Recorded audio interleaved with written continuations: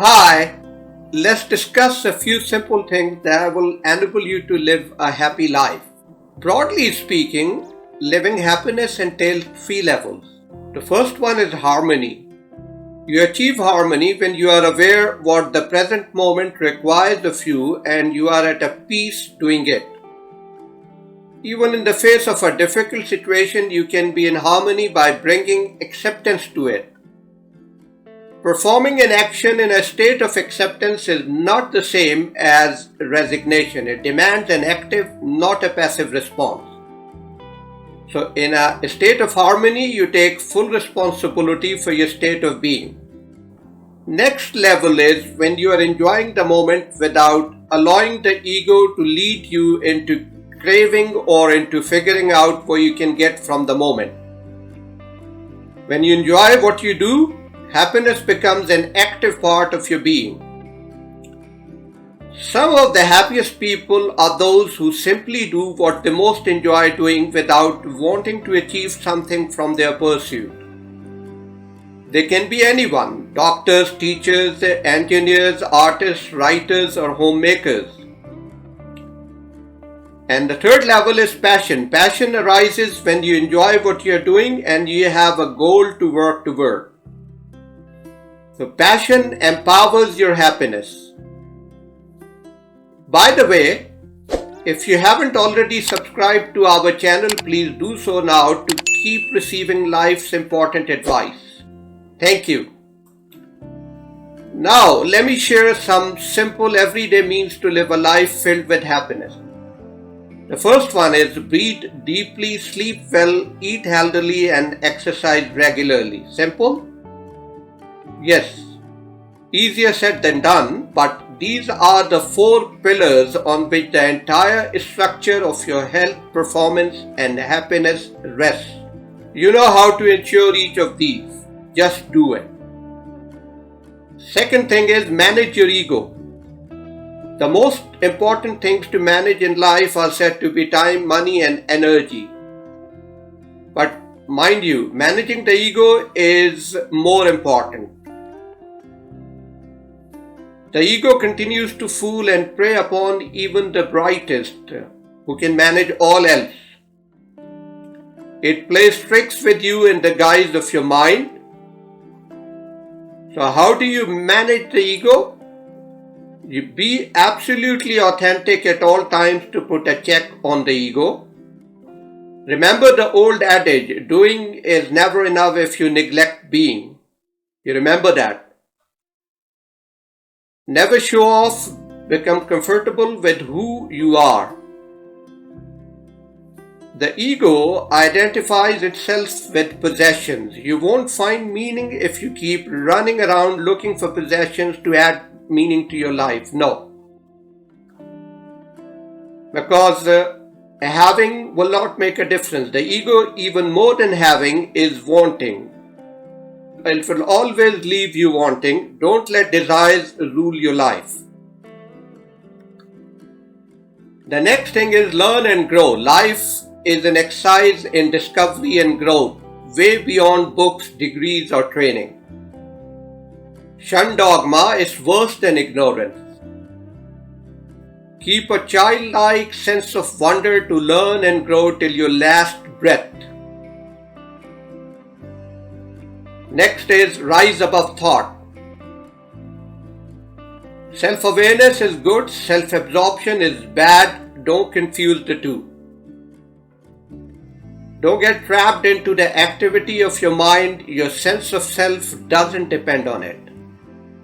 Your mind preys on you through the thoughts it generates. Don't allow these thoughts power over you.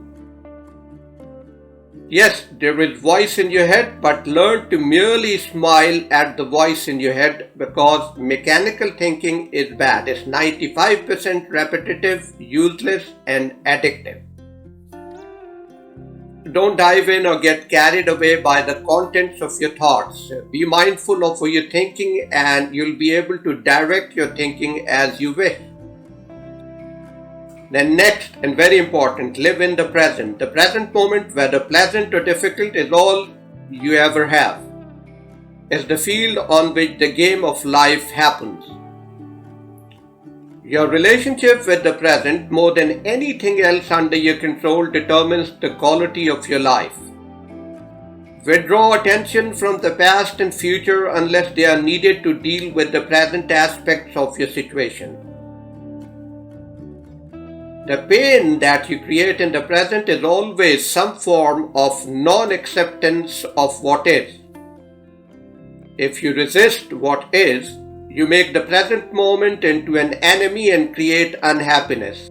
So don't do it. Accept and then act. The next thing is that let life flow. So your life is different from your life situation. Life is existence, your deepest inner being. Your life situation consists of your circumstances and experiences. Do set goals and strive for achievements, but never use that as a substitute for a feeling of life. Feel life in the tissues of every moment. The next is be mindful of your emotions. Make it a habit to ask yourself, what's going on inside me at this moment? Am I at ease in this moment? And then guard against negative emotions imperceptibly creeping up. Be a social animal. Invest in the human family. Invest in people. Build a little community of your own, of those who you love and who love you. Treat all human beings with dignity regardless of their status. Keep the promises you make, including those you make to yourself. Then be allergic to self-pity. The most futile human emotion is self-pity. Never allow unpleasant experiences to become your life story. Don't allow the mind to keep the past alive unnecessarily and then build an identity around it. Don't hold on to the pain to feed your identity as a hard-done-by person. Justifying self-pity is like defending your right to suffer.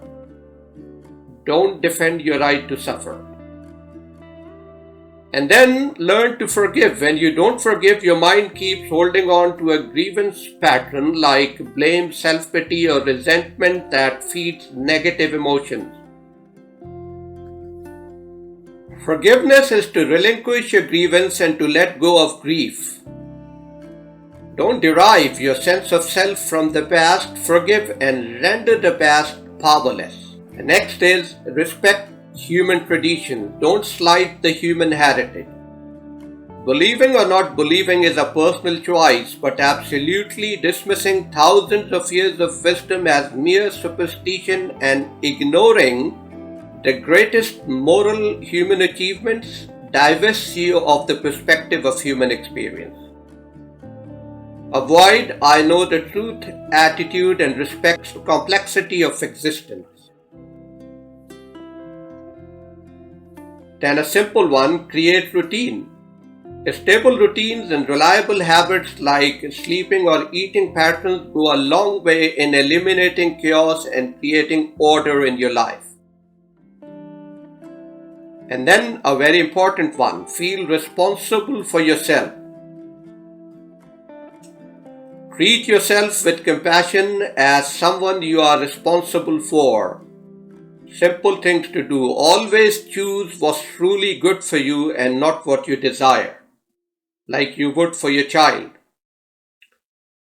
Be aware of your insufficiency, your limitations. Aim high.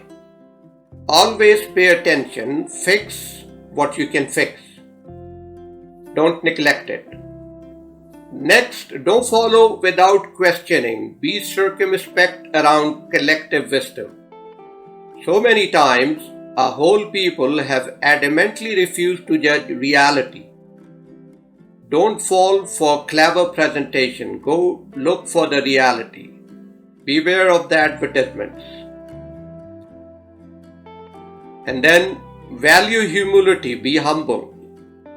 Shun arrogance at every encounter with it. Place a premium on humility in yourself and in others.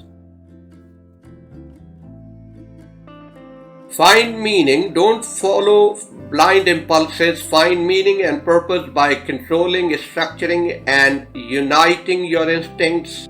So when you have a purpose, you have a meaning, there comes a plan, no matter how sketchy. And that helps because the parts of your brain that generate anxiety are more interested in the fact that there is a plan than its details or its efficacy. Listen. Listen more than you speak. Listen to others and to yourself. Once you learn to listen, hardly any of your conversations will be boring. Choose to buy what you like. Choose things that last as a source of pleasure for you over a long period of time. Buy what makes you happy, not, and I repeat, not what impresses others. Get your spending right. When spending your time, money, and energy, place value on people, experiences, and objects in that order. Consume experiences, not things. And yes, nothing is more important than the people who matter to you. And then beware of your blind spots, your biases. We don't see the world directly. Your ideas and beliefs put filters on what you see and how you see it. Some of these biases are holed up so deep inside that you may not even be aware of them. They appear to be simply common sense. But they do show up in the way you perceive yourself and the world around you. Be vigilant to spot them, and once you spot a blind spot, be mindful of it. Care for the environment. The quality of your life is affected by the quality of the natural environment and how you treat it. And last but not the least, preserve your happiness. We are made to be happy, and more often than not, we create our own unhappiness. Being happy is simply about the absence of unhappiness. That is our default state. You can only keep your unhappiness alive by giving it time by thinking. Remove time from unhappy feelings. Don't think about them. Don't give them time and they die. Do so and protect your happiness.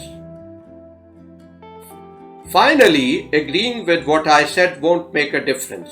Look, intellectual agreement, when your memory retains it, is another belief, and we are all full of beliefs, aren't we? So what will make a difference? Living it will make a difference. You have to live it. Little by little, step by step, but you have to live it. I'm sure you have your own knowledge and experience about how to live a happy life. Please help others by sharing that in comments below. And please don't forget to subscribe and to like if you may. Thank you.